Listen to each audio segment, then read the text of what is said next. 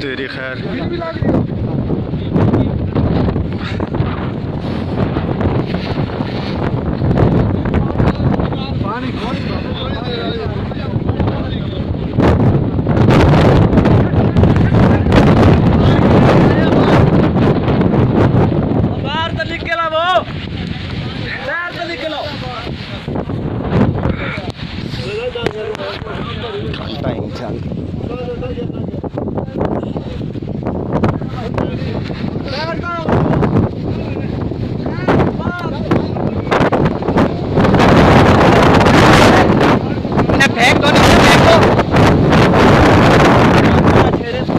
फेंक दो अमीन भाई,